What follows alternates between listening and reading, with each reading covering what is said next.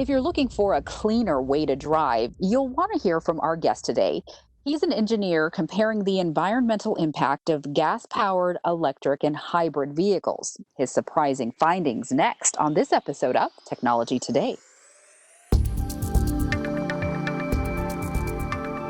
We live with technology, science, engineering, and the results of innovative research every day. Now, let's understand it better.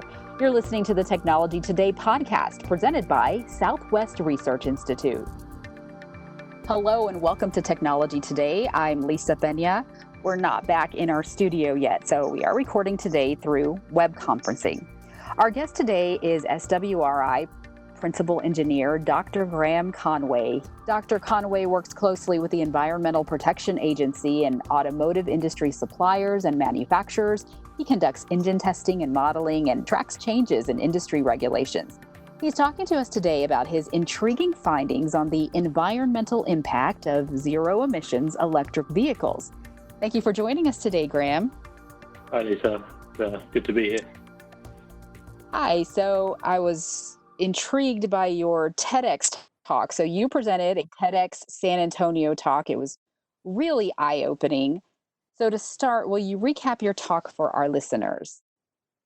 Yeah, absolutely. So the TEDx talk was last November time, and it was a discussion about electric vehicles and maybe some of the misconceptions about electric vehicles. Mainly that, they have a badge, as you said yourself, of being zero emissions. And that kind of puts an emphasis or puts a focus on an aspect of them that I think needs to be challenged. And that's basically what the talk was about. It was looking at how do we measure emissions from our cars and transportation? What types of emissions are we looking at? How do they impact the planet that we live on?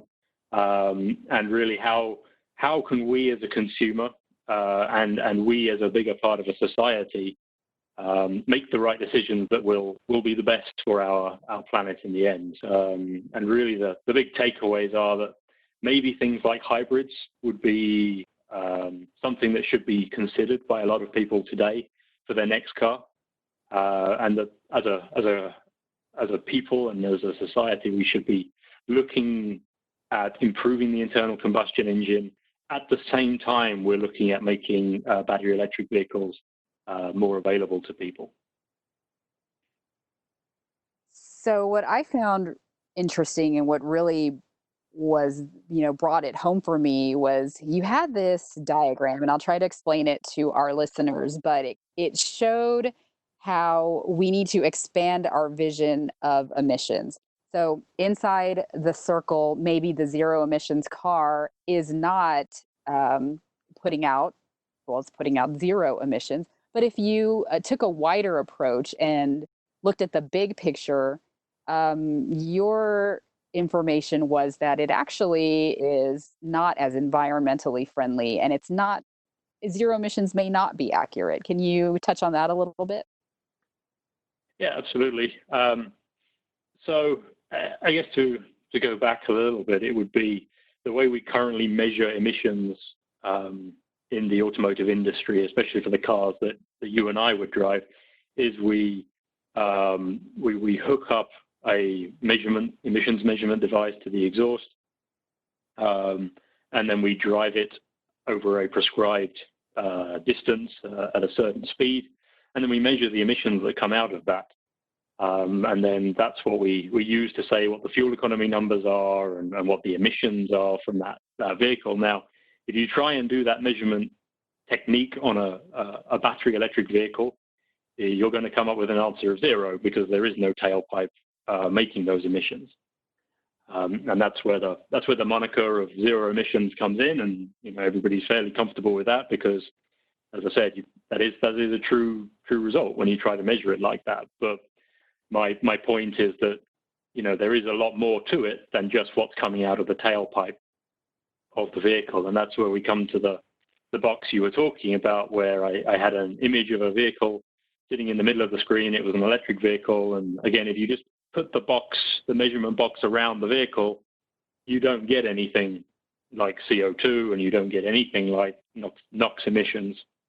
But that vehicle doesn't power itself by magic.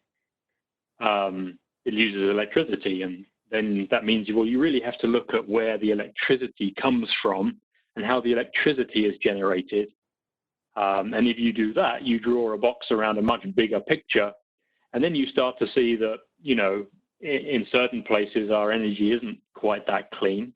So we burn coal in power stations to make electricity, and that puts out a lot of emissions. So if you put that same emissions measurement device in the power station, you'd find a lot of emissions. But because we don't currently measure things like that, electric vehicles are zero, and everything else is just grouped in a term called bad. So that's really something that I hope a lot of people would get out of that talk if they watched it, is just to consider that the emissions are coming from more than one source. So when you compare the emissions of electric vehicles in the big picture, meaning the emissions generated by generating that electric power to power an electric car, and you compare that to a gas-powered vehicle, how do the two compare emissions-wise? I mean, we see the immediate, we know that there are emissions coming out of the gas-powered car itself, but if you compare the two, what do we get? Yeah, so if you, again, the gasoline or diesel, for the US market, it's mainly gasoline that we put into our cars. It's a really obvious answer, or it's a really obvious number where that's coming from. For the electric vehicle, it's a lot more difficult for just a singular electric vehicle to know what the number is, because it's not localized. It's not a localized measurement. There's lots and lots of different things happening along the journey that they sort of tie into that number. I would say that if you just look at the CO2, and CO2 is really the thing that we're talking about when we're trying to compare these two. You would look at the CO2 being produced on the electric vehicle, and it is much lower than the internal combustion engine vehicle. The electric motor is far more efficient than an internal combustion engine, and a lot of the ways we generate the electricity are more efficient than something that's, say, required to refine the fuel. So if you look at the electric vehicle, it is much lower than the battery electric vehicle, but it really heavily depends on the size of the battery pack in the vehicle. You can have some smaller vehicles, smaller electric vehicles, say the Chevy Bolt or the Nissan Leaf, which have reasonably small battery packs. And you can compare that to a vehicle that has a larger battery pack. And that's really where the key talking point is, because a battery pack takes a lot of energy to produce. And when we talk about energy, we're mainly talking about electricity. And so we need to consider how much electricity is required to make the battery pack that goes into the electric vehicle, because these vehicles don't magically appear in the showroom, whether it's a gasoline vehicle or an electric vehicle. They don't just all of a sudden appear in the showroom. Somebody has to make them. Somebody has to mine the raw materials. Somebody then has to fabricate them into a vehicle and deliver the vehicle to the showroom. And there's energy at each of those steps. And so we need to understand how much pollution is produced at each of those steps. And that's really where things start to become more complicated, just because of the huge amount of energy required to make a battery pack, especially a larger one. And so typically an electric vehicle will come to the showroom with a bigger CO2 footprint than a gasoline vehicle. And then it's a question of, well, how quickly can it offset that initial CO2 penalty, because it is a more efficient vehicle. And it gets really interesting when you look at different use cases of the size of the vehicle versus the size of an electric vehicle, versus how many miles of driving do you do versus which climates do you drive in. It becomes a really interesting, quite complex discussion point. So I guess that's a really long answer to what was quite a simple question of how do they compare, but it's definitely a very complicated situation to look at. So after seeing your talk, the hybrid kind of emerges as the hero or a good choice in all of this. What makes it a good choice? Yeah, so for me, I think a hybrid is a good choice um, based on a number of factors. I think that the important ones to consider are that the the hybrid is a really fantastic synergy of technologies. So you've got the internal combustion engine and you've got the electric motor. And as I said before, the electric motor um, is really, really efficient compared to an internal combustion engine. And the internal combustion engines we drive are very, very inefficient when we're just driving really slowly. So it doesn't make much sense because you use more fuel when you drive harder, but for the work you're getting out of the engine, you're actually much more efficient when you're driving it on along the highway versus in the city. And so there's a really nice synergy between those two technologies because the hybrid system can take over around town at very low speeds where the engine is very, very inefficient versus the hybrid, which, you know, you can drive a hybrid. If you tried to drive your hybrid vehicle along the highway, you'd run out of battery really, really quickly. And so, again, that's just another nice reason that the two work together.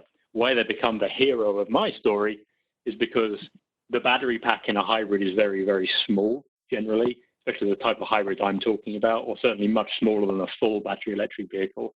And so it has a much smaller CO2 penalty when it comes to the showroom, and therefore it needs much less time to offset that penalty, but it still gets a lot of the benefits of being more efficient because it has that electric motor on it. And really that's kind of what it comes down to, is that I think today the hybrid is a really, really good choice for most people. But something wasn't very easy to get across in the 13 or 14 minutes or so in the talk was just how it really depends on you as a person, the type of driving you do, the type of situation you're in. But I think for a lot of people, a hybrid is a great choice. So, what do you want people to understand about transportation's impact on the environment? Yeah, so I think transportation itself is it's given a lot of, I guess, column inches in the media in terms of the negative impact on the environment. There's two real impacts on the environment from transportation. There's greenhouse gas emissions, so those are responsible for climate change, or we believe they are responsible for climate change, and that's mainly CO2, so carbon dioxide coming out the back of the tailpipe. That only accounts for about 14% of our total. So from transportation, it's about 14% contribution to our annual CO2 emissions. But I think if you were to just go on what you read and perceptions, you'd think most of the CO2 comes from transportation, but really it's only quite a small amount. And then I think the other thing that's quite critical is the other type of emissions, which we call criteria pollutant emissions. And those are really responsible for bad air quality. So smog at the extreme level, and then just particulates and small particles and just generally bad things in the air that you don't want to breathe in large quantities. And electric vehicles do a fantastic job at cleaning up the criteria pollutant emissions in densely populated places. So in city centers, for example, if you move to electric vehicles, you get rid of all the things that cause bad air quality, or you get rid of most of them. And so I think that's something I want to get across, is that I don't want to demonize the electric vehicle. I am very much in favor of the electric vehicle in certain environments, and city centers are one of those. But when we talk about the other problem, which is the greenhouse gas, that's CO2, and CO2 comes from making our electricity as well as burning our fuels. So I think I want people to understand that there's a lot going on there, and that really, it's not quite the obvious answer to go straight to the electric vehicle because it's got this 0 in front of it, which makes it a very obvious answer as to what you should go to, when in reality there's a lot more going on.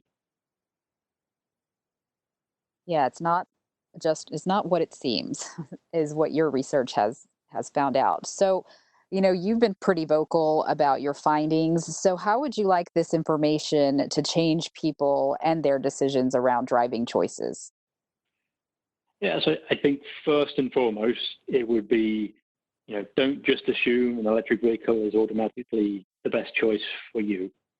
For many people, it is, but you need to ask a lot of questions before you're looking at the type of vehicle you want to buy next. And I guess some of the bigger questions would be, well, how many miles do I drive a day? How many miles do I drive a year? How do I recharge my electric vehicle if I get an electric vehicle? Do I have solar panels locally in my house that I can use to recharge, or I'm going to plug it into the wall where the mix of electricity is a little bit more unknown? What climate do I live in? So for most people on this podcast, that's going to be, I live in Texas where it's really hot and I use my air conditioning a lot, which can affect the range of the vehicle. For other people, it might be, well, I live in a very cold climate where I'm going to have to turn the heaters on, and my range of my vehicle is going to drop significantly. And I guess the final question will be, well, what type of driving do I do? Do I do a lot of city driving? Do I do a lot of long distance, high mileage highway driving? And that really, once you kind of ask yourself those questions, you can start to move yourself into, well, should I be looking at an electric vehicle? Should I be looking at a hybrid vehicle? Or is the best choice for me the internal combustion engine vehicle? And I guess that's another one of my, things that I like to push and talk about is, the internal combustion engine only vehicle is still going to be around for quite a while, and we shouldn't give up on it yet. We should still put money, put time, put effort, put resources into improving it, into making it more efficient, because it's going to be around for a while. So I hope that would be the information that I would get across, is just to, as scientists and as engineers and people like that, we generally have an inquisitive mind anyway. So maybe we ask these questions, but for the broader audience is to ask these type of questions. And once we take a look at our personal habits and you kind of put in all those factors, you can kind of decide if you're concerned about your environmental impact, and you can break it down to, well, what works better for me. So, you did make a strong case for the hybrid vehicles. Are they generally more expensive? And do you find that could be a deterrent for some? Yeah, so absolutely a hybrid is more expensive than I guess a non-hybrid equivalent version. So I think a Toyota Camry is a nice example. It comes with a hybrid and a non-hybrid version. The non-hybrid version is about $24,000. The hybrid is about $28,000. So you can see there's a $4,000 premium to the hybrid. So that's something that you need to consider when you're looking at a hybrid, is you're going to spend a little bit more money. But then we get into a discussion of what we call the total cost of ownership, which is, well, okay, I bought a hybrid, and as I've discussed before, it's more efficient, so I'll save money on gas, and therefore, well, when does that pay itself back? How long or how many miles do I have to drive with these savings to offset that $4,000 original on cost? I think another thing I'd really want to get across and push is that electric vehicles are much more expensive still. It's really the battery pack in these vehicles that costs. That is where the cost is. And obviously, as you go to a battery electric vehicle, you have a bigger battery, and therefore the cost goes up. So a very, very cheap electric vehicle is about $30,000. So that's a Nissan Leaf is about $30,000 versus the $28,000 Camry. And that Nissan Leaf will have a range of about 150 miles. So again, this is where I start to ask the questions of people, well, how many miles do you need this vehicle to do? How many how often will you drive it? Do you need more than 150 miles? Because you can spend a little bit more money for this electric vehicle, but you're going to compromise on some of the capability and some of the performance, unless you go for a much more expensive electric vehicle.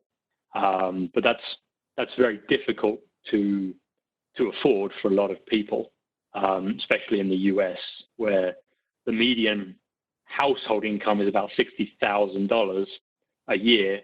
That, if you look at being fiscally responsible, that's going to mean you can afford a car of about $22,000 in value. So you can see we're much lower than the hybrid, and we're significantly lower than the fully electric vehicle.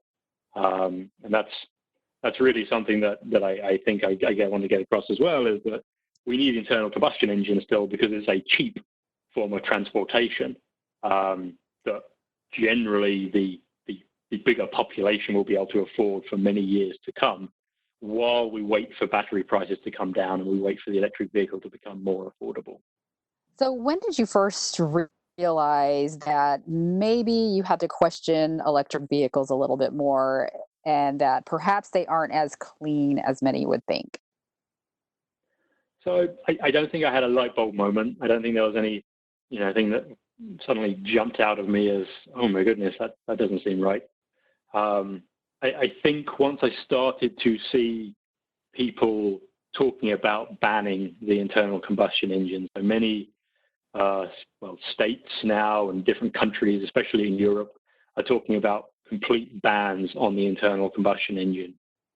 And that was kind of the time to become vocal about it. That was the time to start getting different messages across, versus just, hey, let's just go with a zero emission vehicle, because seeing the zero emissions, that brings about a lot of questions, I think, immediately, because especially for technically minded people, zero holds quite a special place as a number and as a concept, and it's quite binary as well.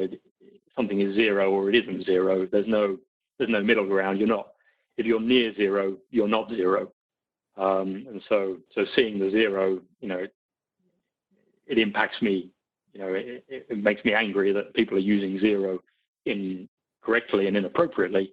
And that's kind of where it became my personal mission to try to educate and try to spread different messages. Yeah, that there's absolutely more to this story, and a lot of people don't realize it. So, in the general public who's not involved with this type of research day in and day out, we see that zero emissions and we take it at face value, but you've brought up a completely different area of how that may not be true. So, great information. So, how did you gather the data that's backing up your message? Yeah, so there's a lot of it available online, and of course, you can basically say anything you like or write anything you like and put it online. So you have to be very careful about what you're actually using to back up what you're saying. So a lot of it comes from technical papers that I can find online, or from conferences that I've gone to where I've seen studies that have been done. It's quite a fascinating topic, in that it's been around forever as as something that's actually going on, but it's only the last, let's say, 5 years to 10 years maybe, that it's really gained some sort of traction and become important to discuss and to understand. Okay, so you have collected this data through, as you mentioned, research papers available on the internet and from different sources, but it's your goal to expand this research then, and really bring it to life, and get your hands in it. Tell us a little bit more about your plans for expanding it. Yeah, so I think it needs to be expanded. I think we need to look at it further, and I would definitely like the Institute to be a major player in life cycle analysis moving forward. I've been trying internally to arrange a symposium or a conference. It's very difficult to do at the moment because of the current situation we're all in. Nobody knows when they're going to be able to travel. But the idea of that would be to get people with an internal combustion engine background into a room with people who have a battery electric vehicle background and focus, and try to have a discussion, a technical discussion, a philosophical discussion about what assumptions should we be making when we're doing this type of life cycle analysis study that both sets or both sides of the fence agree with.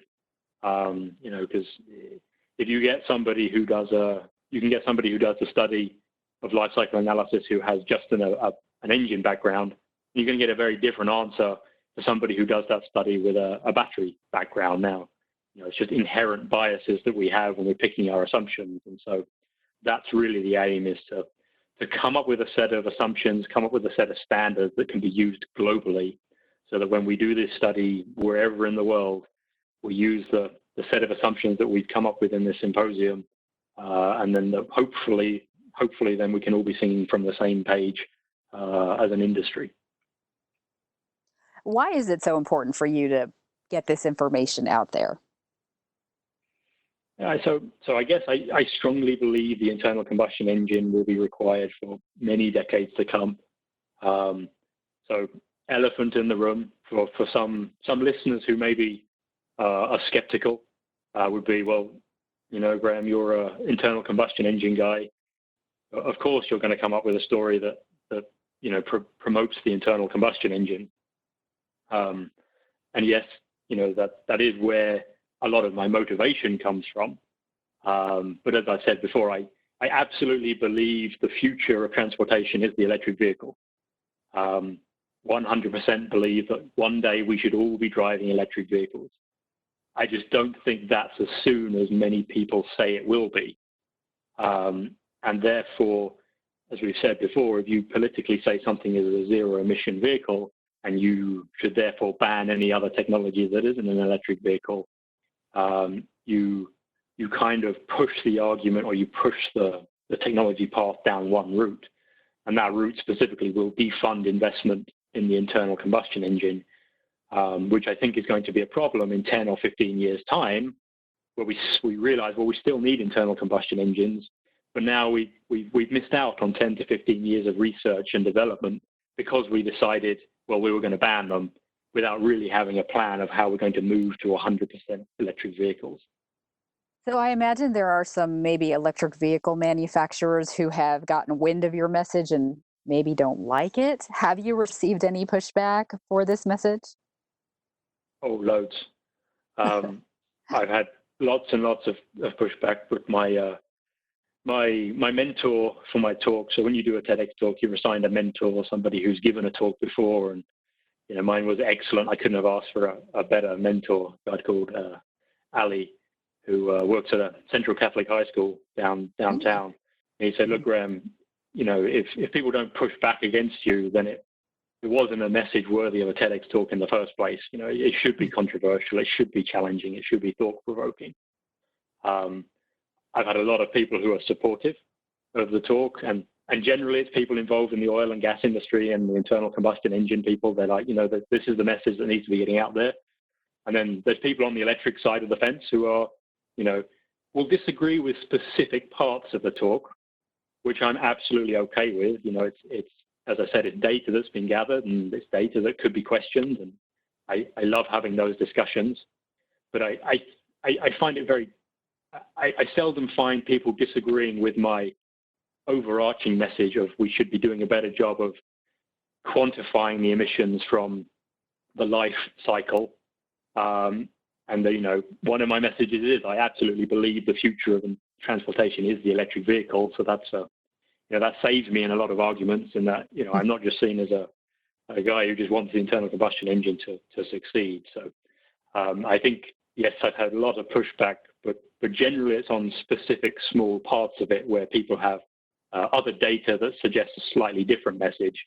But the overall conclusion and the overall message, I generally had very positive feedback on.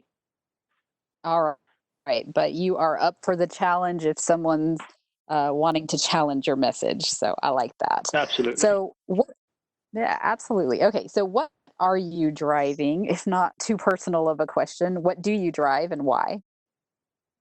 So I currently drive a 5 Series BMW, and in my household we also have a truck.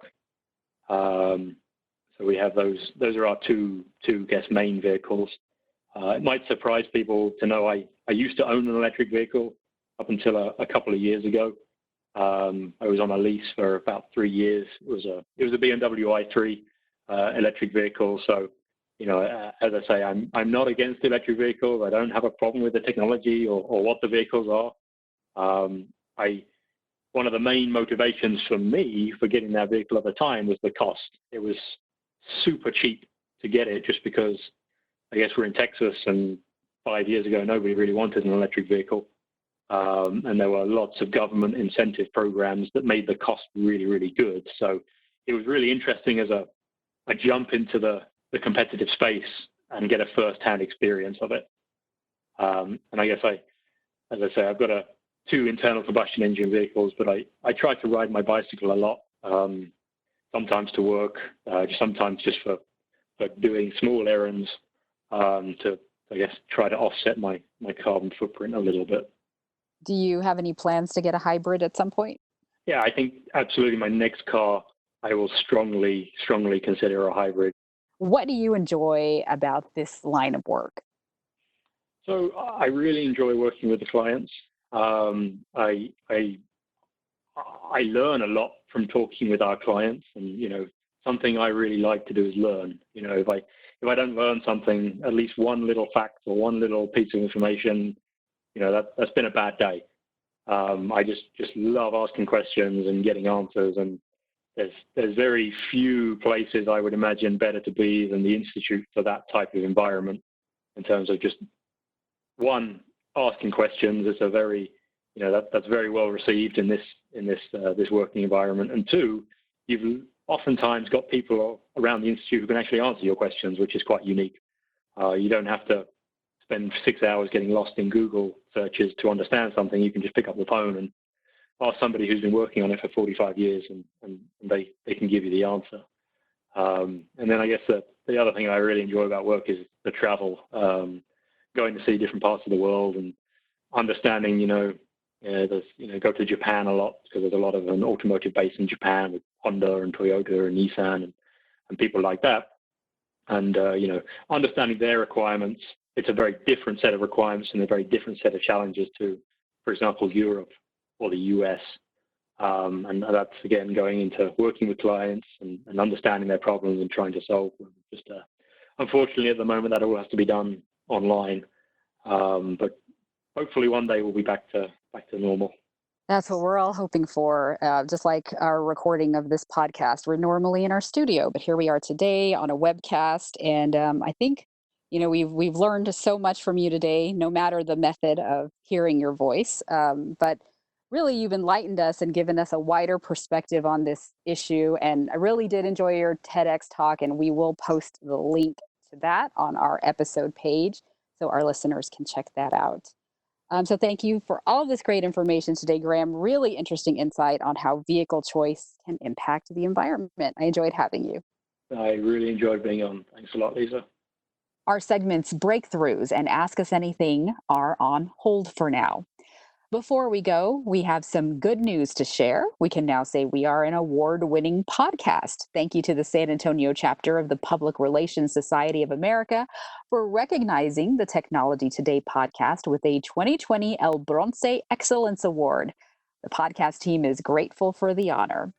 And that wraps up this episode of Technology Today. Subscribe to the Technology Today podcast to hear in-depth conversations with the people changing our world and beyond through science, engineering, research, and technology. Connect with Southwest Research Institute on Facebook, Instagram, Twitter, LinkedIn, and YouTube. Check out the Technology Today magazine at technologytoday.swri.org. And now is a great time to become an SwRI problem solver. Visit our career page at swri.jobs. Ian McKinney and Brian Ortiz are the podcast audio engineers and editors. I am producer and host Lisa Pena. Thanks for listening.